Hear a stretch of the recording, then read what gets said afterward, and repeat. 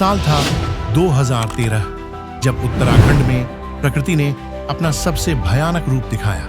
भीषण बादल फटने, ग्लेशियर के टूटने और मूसलाधार बारिश ने पूरे केदारनाथ धाम को तबाह कर दिया।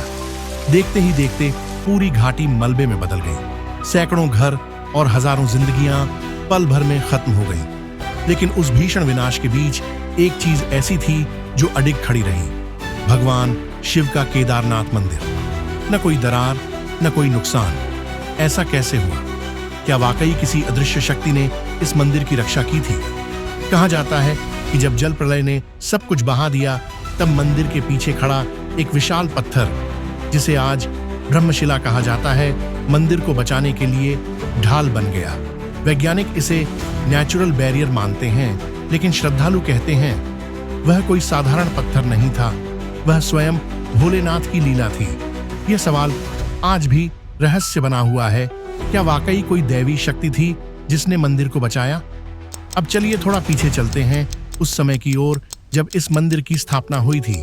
कहा जाता है कि यह मंदिर द्वापर युग में बनाया गया था। उस समय जब पांडव महाभारत युद्ध के बाद अपने पापों का प्रायश्चित करने हिमालय की ओर गए थे। माना जाता है कि युधिष्ठिर, भीम, अर्जुन, नकुल और सहदेव अपने कुल गुरु भगवान शिव के दर्शन करने काशी पहुंचे। लेकिन शिव उनसे नाराज थे। उन्होंने युद्ध में अपनों का रक्त बहाया था, इसलिए शिव उनसे मिलने से बचते हुए केदार की घाटियों में आ गए।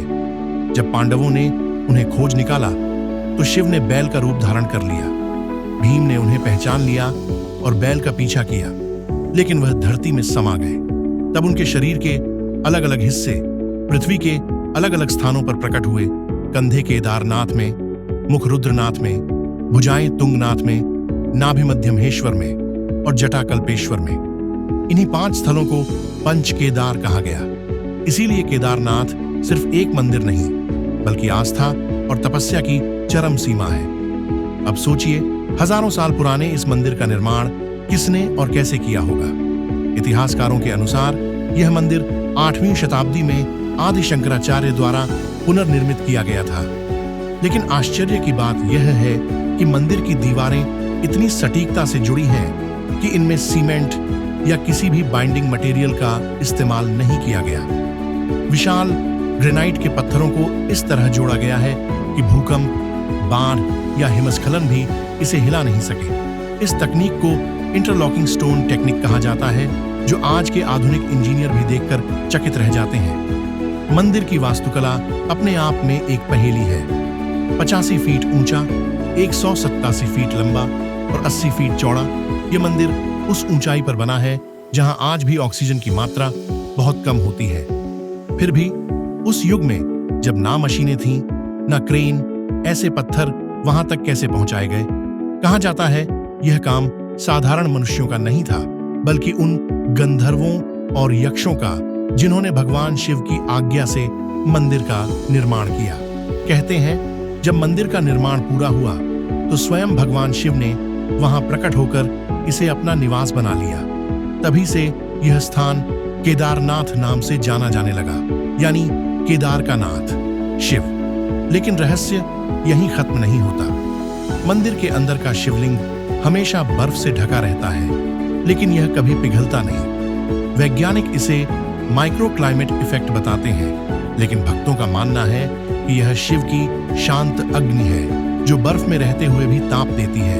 कहा जाता है कि केदारनाथ में आज भी आधी रात को घंटों की ध्वनि गूंजती है, जबकि उस समय मंदिर बंद होता है और कोई अंदर नहीं होता। स्थानीय लोग कहते हैं कि यह देवताओं की सभा होती है, जब स्वयं महादेव अपने गणों के साथ वहां विराजते हैं। और अब बात करते हैं उस रहस्यमयी पत्थर की, ब्रह्मशिला की, जिसने मंदिर को 2013 की तबाही से बचाया। जब बाढ़ का पानी मंदिर की ओर बढ़ा तो यह पत्थर मंदिर के पीछे आकर दीवार की तरह खड़ा हो गया।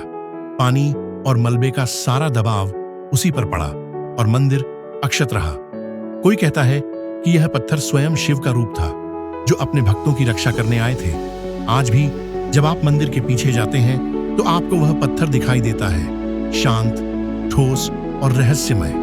इतिहास में केदारनाथ का जिक्र कई बार विनाश और पुनर्जन्म की तरह हुआ है। कहा जाता है कि आदि शंकराचार्य ने यहाँ अपनी समाधि ली थी। कुछ ग्रंथों में लिखा है कि वे इसी स्थान पर जीवन मुक्ति को प्राप्त हुए, यानी शरीर त्याग कर शिव में लीन हो गए। हर साल जब मंदिर 6 महीने तक बर्फ में डूबा रहता है, तब इसके द्वार बंद कर दिए जाते हैं। लेकिन यह सिर्फ बंद दरवाजे नहीं है, यह उस अनंत परंपरा का प्रतीक है जहां भगवान खुद अपने भक्तों की रक्षा के लिए विश्राम करते हैं। बाकी 6 महीने जब मंदिर के कपाट बंद होते हैं, तब पूजा ओंकारेश्वर मंदिर गुप्तकाशी में की जाती है और कहते हैं उस दौरान केदारनाथ में देवता स्वयं पूजा करते हैं। अब सवाल यह उठता है, क्या यह सब सिर्फ आस्था है या विज्ञान?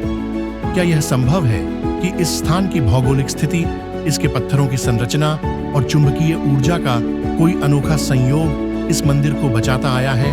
या फिर जैसा भक्त कहते हैं, यह कोई साधारण स्थान नहीं, स्वयं शिव की ऊर्जा का केंद्र है? जो भी हो, एक बात तय है, केदारनाथ सिर्फ एक मंदिर नहीं, यह उस आस्था का जीवंत प्रमाण है जो हजारों सालों से अडिग खड़ी है। चाहे वह युद्ध हो, जल प्रलय हो या समय का कहर, केदारनाथ हमेशा स्थिर रहा है, जैसे स्वयं महादेव की शक्ति। तो दोस्तों, अगली बार जब आप केदारनाथ जाएं, तो सिर्फ मंदिर मत देखिए, उसकी दीवारों को महसूस कीजिए।